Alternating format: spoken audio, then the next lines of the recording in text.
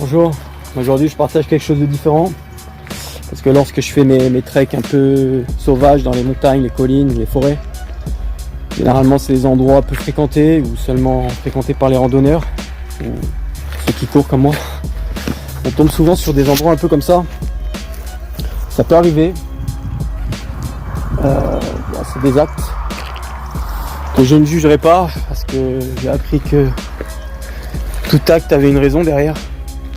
Je sais pas, peut-être que le mec il était endetté, il avait plus de fric pour payer le recyclage de ses pneus, moi j'en sais, ou sinon c'est quelqu'un qui a pas du tout de conscience et qui fait de la merde, je sais pas.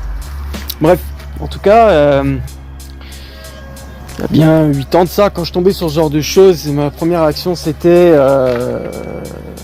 putain, c'est des enfoirés. Et puis je passais à côté, puis c'est tout. Et puis avec le temps, je me suis dit mais pourquoi je nettoierais pas tout ça? C'est que j'ai mis un programme en place il y a de ça vers 2017-2018.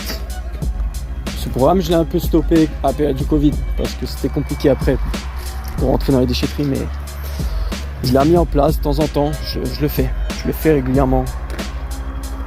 Peut-être une fois ou deux dans le mois ou une fois tous les 2 mois, ça dépend de mon temps et de mon organisation.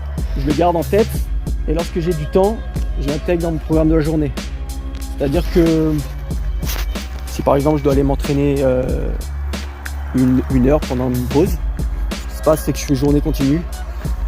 Comme ça je rentre plus tôt chez moi et en fait cette heure de pause, qu'est-ce qui va se passer? Je vais la consacrer à ça. Alors peut-être que je vais aller m'entraîner 25-30 minutes. Voilà, et vu que mes entraînements des fois de 25-30 minutes sont tellement condensés, j'arrive à retrouver ce que j'aime pratiquer dans les entraînements, c'est-à-dire le renforcement mental.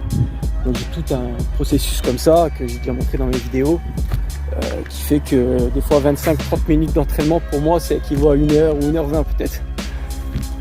Donc ça fait que pendant cette heure, j'arrive à retrouver l'entraînement et en même temps l'autre demi-heure je la consacre à ça. Donc souvent ça va être mis en place lorsque je travaille pas loin de ce secteur, comme ça je perds pas de temps, c'est sur ma route. Donc là c'est sur ma route, je vais charger mon camion qui est vide. Ok, tout est prévu, tout est organisé, je vais charger un maximum et sur ma route je vais passer par la déchetterie. Donc ça va être recyclé par un professionnel et ce sera beaucoup mieux que dans cette putain de forêt. J'y arriverai pas en une seule fois, peut-être que je vais y retourner 2, 3, 4 fois. Je sais pas, j'ai déjà nettoyé pas mal de forêts comme ça. J'ai évacué plusieurs tonnes de gravats, carcasses, un peu de voitures, machines à laver, canapés. Du coup je vais revenir sur ça, c'est que après avec le temps, lorsque je passais devant ça, bah, ma deuxième réaction c'était je pense plus à ces enfoirés en fait. Je me dis ouais, je passe devant ça et je vais revenir là-dessus.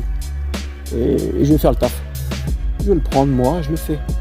Ça me prendra pas beaucoup de temps, je m'organise et au moins c'est fait.